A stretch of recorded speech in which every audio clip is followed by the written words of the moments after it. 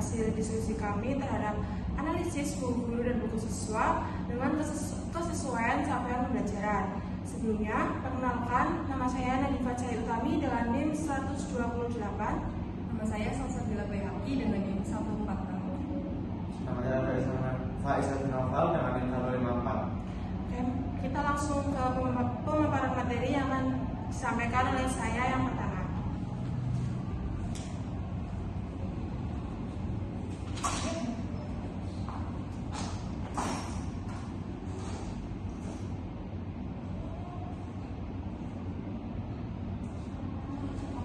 Analisis pendidikan Pancasila pada kelas 6 pada elemen Bhinneka Tunggal Ika dan Negara Kesatuan Republik Indonesia.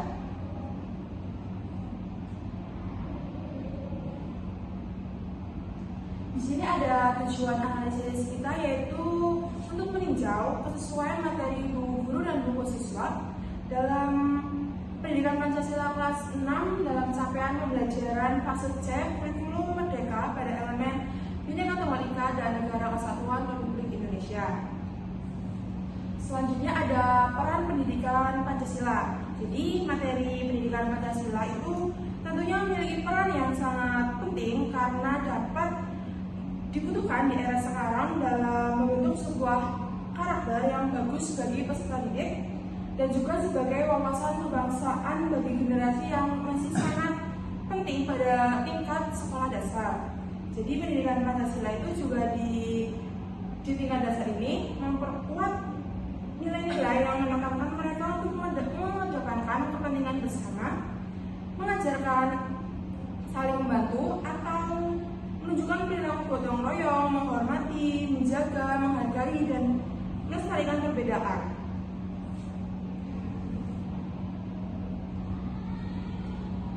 Nah, di sini ada capaian pembelajaran dan tujuan pembelajaran pada elemen Bhinneka Tunggal Ika. Untuk capaian pembelajaran pada Bhinneka Tunggal Ika yaitu ada menyajikan hasil identifikasi sikap menghormati, menjaga dan melestarikan keberagaman budaya sesuai semboyan dalam bingkai Bhinneka Tunggal Ika di lingkungan sekitar. Nah, untuk tujuan pembelajarannya yaitu ada satu, yang pertama yaitu ada peserta didik menyajikan hasil identifikasi sikap menghormati, menjaga dan melestarikan keberagaman budaya sesuai bingkai Bhinneka Tunggal Ika. Nah, yang tujuan kedua yaitu ada peserta didik dapat mempraktikkan perilaku toleransi budaya dan agama dalam kehidupan sehari-hari. Dan di sini ada capaian pembelajaran dan tujuan pembelajaran dalam elemen Negara Kesatuan Republik Indonesia. Untuk capaian pembelajarannya yaitu ada mengenal wilayahnya dalam konteks kabupaten atau kota dan provinsi sebagai bagian dari wilayah Negara Kesatuan Republik Indonesia, menunjukkan perilaku gotong royong untuk menjaga persatuan di lingkungan sekolah dan sekitar sebagai wujud bela negara. Selanjutnya ada dari tujuan pembelajaran dari Negara Kesatuan Republik Indonesia, yaitu ada yang pertama, peserta didik itu mampu menyebutkan kabupaten atau kota dan provinsi tempat tinggalnya sebagai bagian dari NKRI. Dan yang kedua ada peserta didik itu mampu menjelaskan ciri khas wilayahnya dan peran daerah dalam keutuhan NKRI. Terus yang ketiga itu ada peserta didik mampu memahami makna gotong royong untuk menjaga persatuan dan kesatuan di lingkungan sekitar. Terus yang keempat itu ada peserta didik mampu menunjukkan contoh perilaku gotong royong di lingkungan sekolah sebagai bentuk bela negara. Selanjutnya hasil analisis di bab 5 yaitu menghormati perbedaan budaya dan agama dalam kehidupan sehari-hari. Untuk yang pertama yaitu ada pada buku siswa halaman 96 sampai 97 itu langsung menampilkan contoh keberagaman budayanya berupa gambar-gambar, tetapi itu tanpa diawali dengan penjelasan konsep dasar tentang keberagaman itu. Sedangkan di buku guru itu dijelaskan seperti contoh perbedaan agama itu di sejarah itu ada Candi Ploson yang terletak jauh dari Candi Prambanan. Nah, candi ini tuh menjadi simbol toleransi di Indonesia. Jadi kalau misal kita berkunjung ke candi itu, kita akan melihat stupa Buddha. Nah, dilihat dari bentuknya, ternyata candi ini tuh seperti khas candi Hindu, sehingga perpaduan antara agama Buddha dan Hindu itu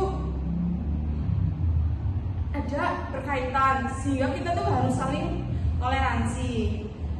Nah, selanjutnya itu ada dalam elemen indahnya keberagaman budaya dan agama pada buku siswa di halaman 98, dan buku guru itu menjelaskan bahwa Indonesia itu hanya mempunyai 6 agama, tetapi di buku guru maupun buku siswa itu tidak dijelaskan, kayak tidak ada gambar-gambar seperti tempat beribadah atau penjelasan tentang 6 agama tersebut. Terus selanjutnya ada materi tentang keberagaman budaya dalam buku siswa di halaman 98, dan buku guru seperti tarian khas setiap daerah itu belum dijelaskan lebih rinci, seperti tarian Aceh itu dari tarian Aceh itu Saman, dari Sumatera Barat itu tari piring itu belum ada, sehingga pelestarian budayanya itu masih hanya sebagai bentuk partisipasi dalam kegiatan seni ataupun pengenalan budaya saja. Terus selanjutnya yang keempat itu ada dalam elemen bangga dengan keberagaman budaya dan agama, itu hanya menunjukkan kebanggaan terhadap budaya saja. Jadi kurangnya contoh bangga keberagaman agama. Jadi di halaman 108 itu di dalam elemen itu dinyatakan ada bangga dengan keberagaman budaya dan agama. Namun di dalam elemen itu tidak menyinggung sama sekali keberagaman agama. Jadi masih kurang contoh bangga pada keberagaman agama. Terus yang kelima ada sebuah bangga dengan keberagaman budaya dan agama, itu kayak masih fokus hanya pada sikap bangga kita. Jadi tidak ada aktivitas siswa mengidentifikasi upaya pelestarian budaya tersebut, dan juga di situ tidak muncul siswa untuk menyajikan hasil identifikasi melestarikan. Jadi aspek melestarikan itu belum muncul secara eksplisit.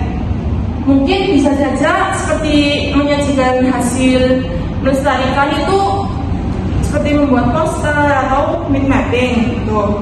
Terus yang keenam atau yang terakhir itu dalam buku siswa dan buku guru, pembelajaran itu masih bergantung pada gambar, video, dan diskusi di kelas sebagai sumber belajar utama. Jadi di dalam buku itu belum menyuruh siswa itu untuk berkomunikasi langsung dengan lingkungan sekitar. Jadi masih kayak di dalam lingkungan sekolah itu saja. Mungkin kalau bisa di pembelajaran di luar, mungkin melihat-lihat tempat ibadah seperti yang ada di Purbalingga, itu ada tempat ibadah dari Honghucu yaitu Klenteng.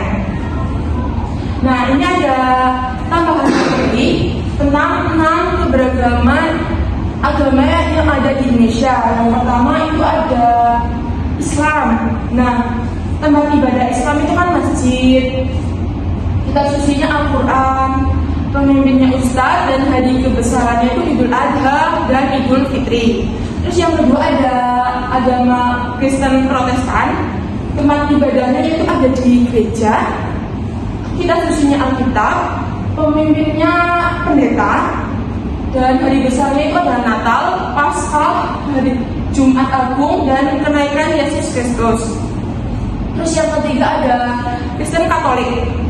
Jadi tempat ibadahnya itu sama di gereja, pemimpinnya itu pastor atau romo, kitab sucinya Alkitab, dan hari besarnya itu Natal, Paskah, Jumat Agung, dan kenaikan Yesus Kristus. Terus yang keempat itu ada Hindu, di mana tempat ibadahnya itu Pura, dan kitab sucinya itu Weda, pemimpinnya itu Pandita atau Pedanda, dan hari besarnya itu Nyepi. Dan yang kelima ada Buddha, tempat ibadahnya itu di Vihara, dan kitab sucinya Tripitaka, dan pemimpinnya itu Bhikkhu. Dan yang keenam itu ada Konghucu, tempat ibadahnya itu di Kelenteng. Kita susunya Sisu Huijing dan pembimbingan Xiaoxian Sushi dan hari besarnya itu tahun 2000. Jadi penambahan materi seperti tadi itu sangat penting. Dilihat saja dari contoh waktu pertemuan kita kemarin di pertemuan yang pas kelompok 11 maju itu, dari Pak Haji kan memberikan seperti ada tempat ibadah gitu. Nah ternyata masih banyak mahasiswa itu yang belum paham atau masih kayak lupa-lupa. Jadi untuk anak SD itu sangat perlu ditambahkan materi penjabaran seperti ini. Nah, yang tambahan materi adalah contoh sikap bangga terhadap keberagaman agama. Untuk yang pertama itu menghormati kegiatan ibadah agama lain. Jadi di sini tuh peserta didik menunjukkan sikap bangga dengan cara tidak mengganggu teman yang sedang beribadah. Mereka itu memberikan ruang kepada teman mereka untuk menjalankan ibadah sesuai dengan keyakinan masing-masing. Terus yang kedua ada bersikap sopan dan tidak merendahkan keyakinan setiap orang lain. Sikap bangga dapat ditunjukkan dengan tidak mengejek, menghina, dan tidak memaksakan keyakinan kepada orang lain. Nah, yang ketiga itu ada menjalin pertemanan tanpa membedakan agama. Jadi peserta didik itu harus berteman dengan siapapun dan dari manapun agama teman itu. Jadi kita tidak boleh pilih-pilih teman sesuai dengan agama ya. Jadi tetap bermain dengan teman yang walaupun berbeda-beda agama, kita harus tetap berteman gitu. Terus yang keempat adalah menjaga kerukunan sebagai identitas bangsa Indonesia. Jadi di sini itu peserta didik itu harus paham juga bahwa rukun dalam perbedaan agama itu merupakan kekuatan bangsa kita. Jadi kalau kita tidak rukun dengan teman kita atau orang lain yang berbeda agama, itu tuh nanti akan terpecah belah. Jadi tidak akan berjalan dengan lancar. Jadi sikap ini tuh patut dibanggakan sesuai dengan semboyan Bhinneka Tunggal Ika. Selanjutnya tadi kan di dalam analisis itu dalam elemen yang ada yang menjelaskan tuh bahwa tarian. Nah, tarian itu hanya ditunjukkan tarian yang memang sering banget ditunjukkan di mana-mana, itu tarian dari Bali yaitu kecak. Nah, itu kan peserta didik belum tahu ya tarian yang dari lain-lainnya. Nah, itu menurut kami itu perlu ditambahkan. Jadi dari tarian dari Pulau Sumatera itu ada dari Aceh itu dari tari sama, dari Sumatera Barat itu tari piring, di Minangkabau, terus dari Riau itu ada tari sapin. Terus ada tarian dari Pulau Jawa, dari Jawa Barat itu ada tari jaipong, dari Jawa Tengah ada tari gambyong, dan dari Jawa Timur ada tari reog ponorogo. Terus ada dari tarian dari Pulau Kalimantan, itu ada tari monong, dari Kalsel itu ada tari paksa kembang, terus dari Kalteng ada tari giring-giring, terus ada dari tarian dari Pulau Sulawesi, itu dari Sulut tari Mainet, dari Sulsel tari Pakarena, dari Sulteng itu tari Dero. Nah, untuk tarian Maluku dan Papua itu ada dari Maluku itu Cakalele, dan dari Papua yaitu tari Sajojo. Selanjutnya ada tarian dari Nusa Tenggara. Jadi ada NTB yaitu tari Palenggo, dan dari NTB itu tari Perang Sumbawa. Jadi tarian-tarian di Indonesia itu perlu dikenalkan lebih beragam. Jadi tidak hanya satu pulau itu saja yang dikenalkan. Kan Indonesia dari Sabang sampai Merauke mempunyai beberapa pulau yang memang sangat bagus dalam adat istiadatnya gitu. Sekian dari saya, akan lanjut oleh teman saya.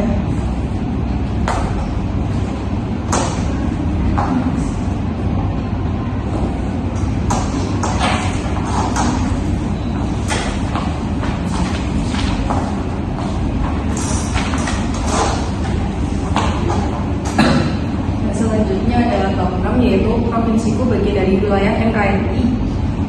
Yang pertama itu pada subbab mengenal provinsi di Indonesia dalam siswa yang terdapat pada halaman 19 itu terdapat peta sebuah provinsi Kalimantan Tengah yang terdiri dari 1 kota dan 13 kabupaten saja, tanpa memberikan semacam penjelasan ciri khasnya provinsi dan daerah kabupaten atau kota tersebut seperti apa. Kemudian pada sub-bab mengenal provinsi Indonesia yang terdapat pada halaman 118 juga belum dijelaskan pada buku siswa tentang pembagian NKRI yang awalnya hanya 8 provinsi saja dan terjadi pemekaran menjadi 38 provinsi.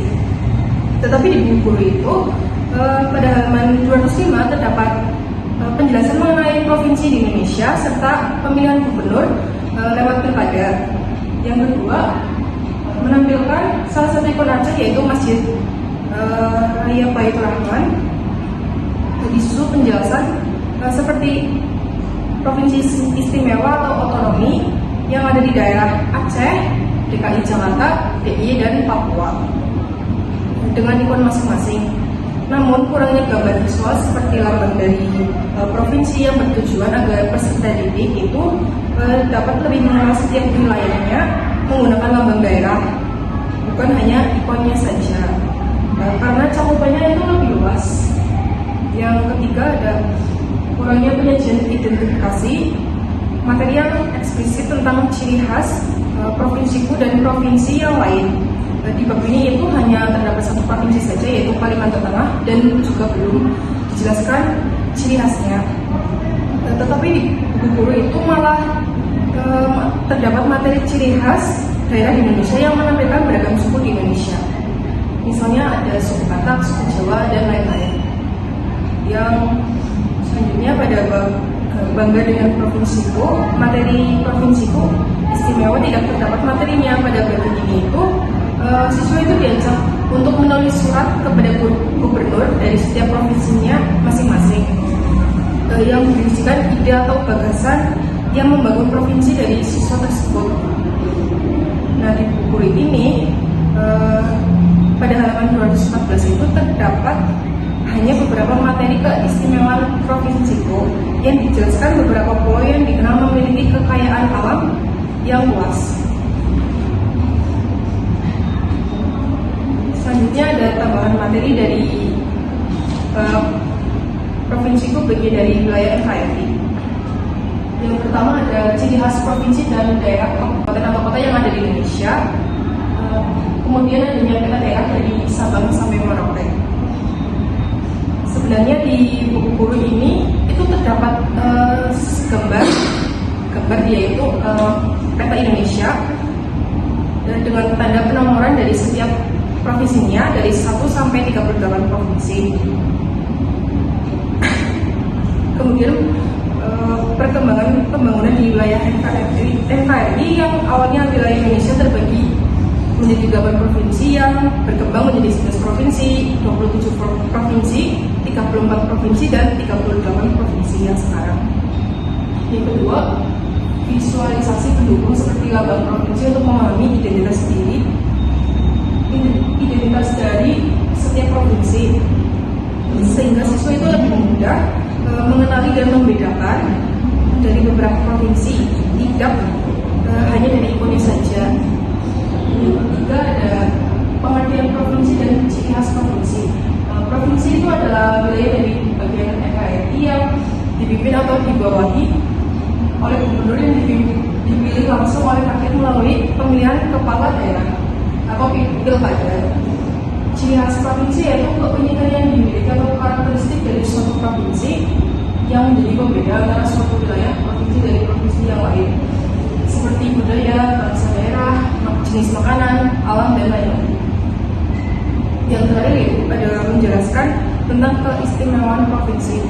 Seperti di Papua misalnya, Papua terkenal dengan kekayaan alam yaitu ada tambang emas di sana dan destinasi wisata alamnya yaitu Raja Ampat. Yang terakhir ada contoh sikap bangga sebagai peserta didik terhadap daerahnya. Yang pertama yaitu mencintai budaya daerah, seperti peserta didik menunjukkan sikap bangga dengan mencintai mengenal budaya daerahnya seperti tarian, pakaian adat, dan bahasa daerah. Yang kedua, menggunakan pakaian adat jika terdapat terdapat peringatan seperti hari besar atau pentasnya sekolah. Jadi di sekolah itu kan terkadang ada kayak hari Kartini atau apa. Nah, peserta didik itu dengan inisiatif atau dengan sekolah yang memerintahkan itu biasanya menggunakan pakaian adat dari daerah masing-masing. Yang ketiga itu menjaga lingkungan daerah dengan tidak membuang sampah sembarangan dan menjaga lingkungan sekitar. Yang keempat, menghormati adat istiadat dan tradisi setempat, bersikap sopan santun dan menghormati adat istiadat dan tradisi setempat yang menunjukkan bahwa peserta didik menghargai nilai-nilai yang berlaku di daerahnya. Selanjutnya akan dilanjutkan oleh rekan saya.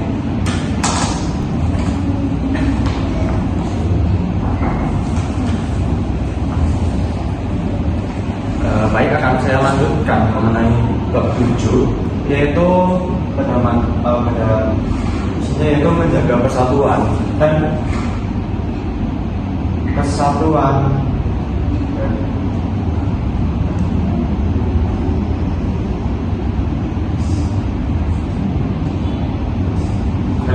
dengan gotong royong.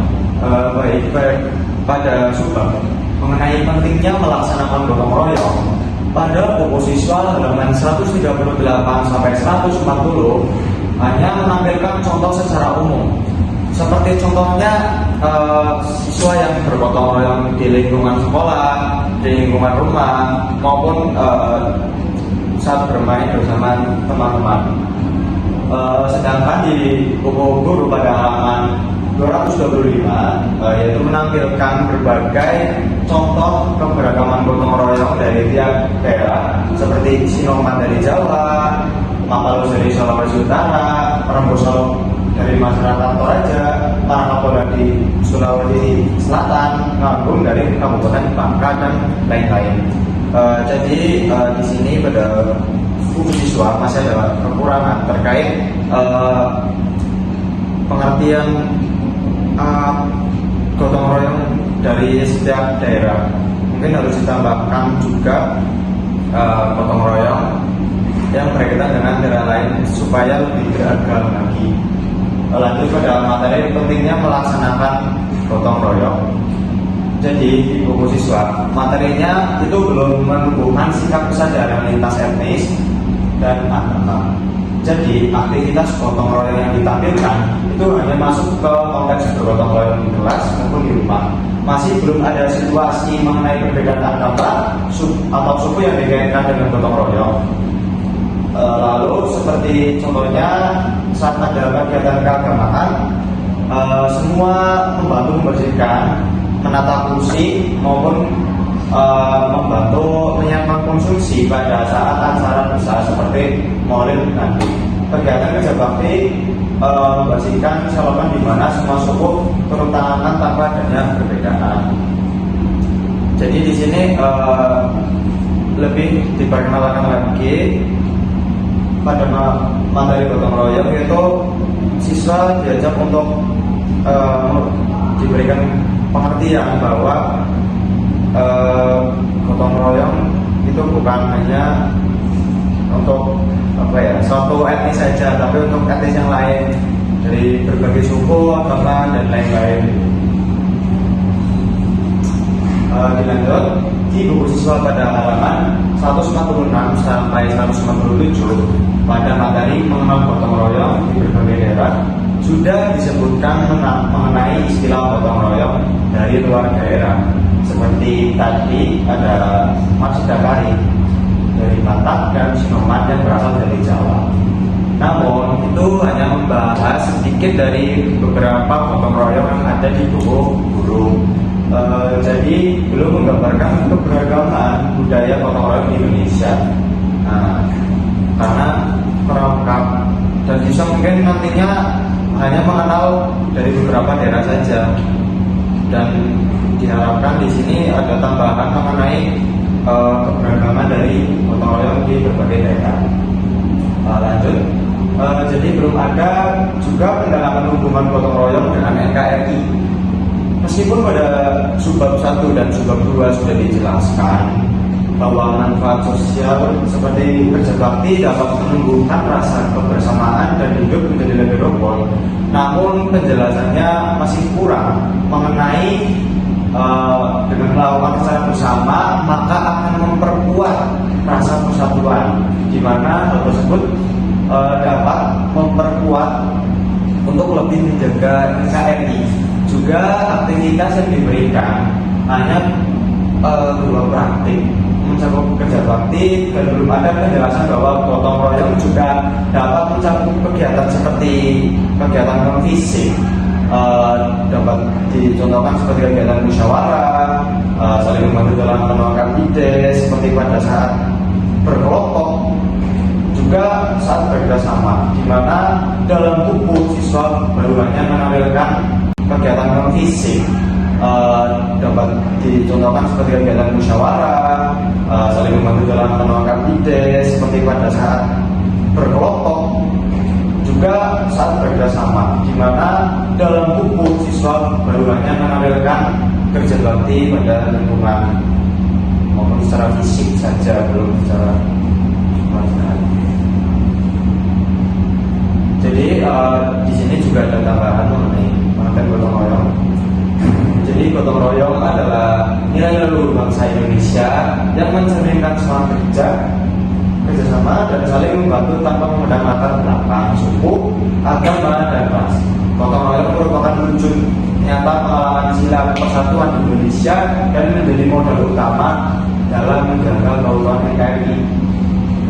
Juga perkembangan tadi yaitu gotong royong tidak hanya terbatas pada kerja bakti secara fisik, tetapi juga mencakup kegiatan non fisik seperti yang pertama itu musyawarah untuk menyelesaikan masalah sosial, yang kedua yaitu saling membantu dalam menawarkan ide dan berbagai pendapat, dan yang ketiga yaitu kerjasama saat berkelompok di sekolah. Lalu pada materinya juga ditambahkan mengenai nilai yang dapat diambil dari kegiatan gotong royong yang dilakukan oleh siswa nantinya. Yang pertama yaitu dapat meningkatkan rasa saling memiliki dan persaudaraan. Untuk yang kedua yaitu memupuk rasa kepedulian dan solidaritas sosial. Untuk yang ketiga yaitu menyatukan perbedaan suku, ras, dan agama. Dan yang keempat itu meringankan pekerjaan, dan yang terakhir menjaga pertahanan dan keutuhan NKRI.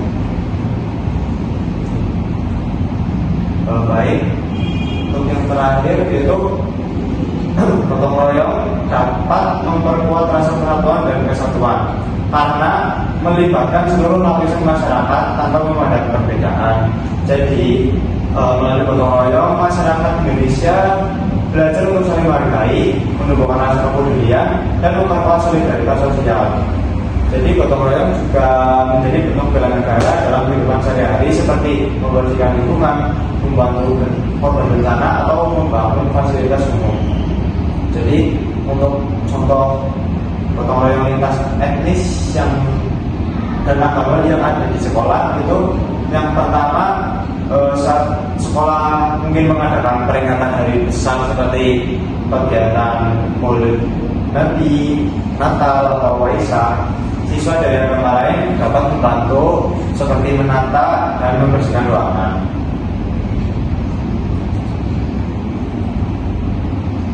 Nah, jadi pada tambahan materi juga untuk tambahan yang tadi di sini ada tambahan mengenai gotong royong dari berbagai daerah. Seperti pada yang pertama yaitu ada Sinoman yang berasal dari Jawa. Jadi Sinoman adalah tradisi gotong royong pemuda-pemudi Jawa secara sukarela membantu tuan rumah. Biasanya hal ini terdapat pada kegiatan hajatan, pernikahan, tahlilan, dan lain-lain. Untuk yang kedua yaitu Mapalus. Mapalus berasal dari Minahasa di Sulawesi Utara. Jadi di sini yaitu membantu tanpa pamrih dalam berbagai kegiatan seperti kegiatan pembangunan rumah, pertanian, dan lain-lain. Dan yang ketiga yaitu Marakabola. Marakabola berasal dari Sulawesi Selatan, di mana dalam kegiatannya yaitu mengangkat rumah ke lokasi baru. dengan menggunakan bambu. Dan lanjut yang keempat yaitu rambu solok yang berasal dari Toraja, yaitu pemakaman megang. Dan yang kelima yaitu panggung yang berasal dari Bangka, yaitu membawa nampan besar dari rumah pengajian, surau atau hajatan. Dan yang keenam yaitu Majapahit yang berasal dari Batak, dan katanya itu saling membantu dalam bidang pertanian. Jadi mungkin tersebut materi yang bisa dilengkapi pada analisis.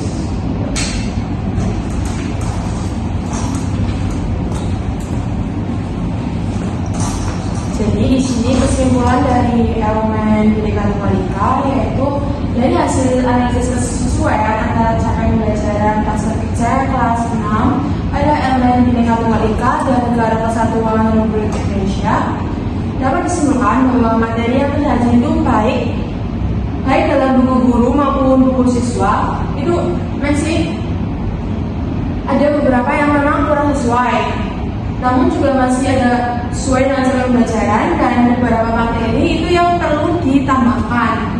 Kurangnya kesesuaian dapat dilihat dari belum kuatnya penyajian konsep awal dari keberagaman yang seharusnya itu ditampilkan sebelum contoh-contoh visual, contoh-contoh gambar yang berada di buku siswa maupun di buku guru.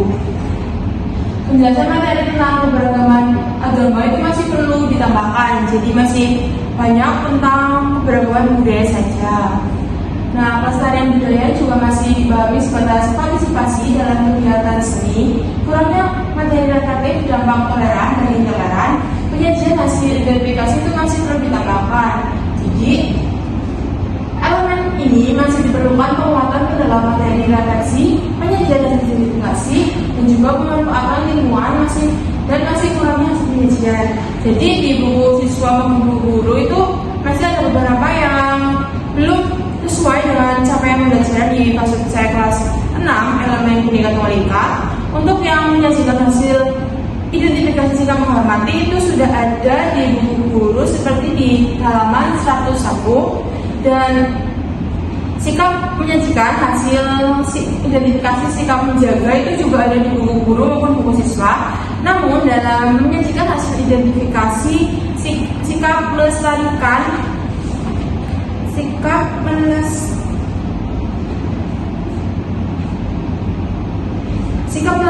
keberagaman budaya itu belum disajikan secara eksplisit atau rinci di buku siswa maupun buku guru.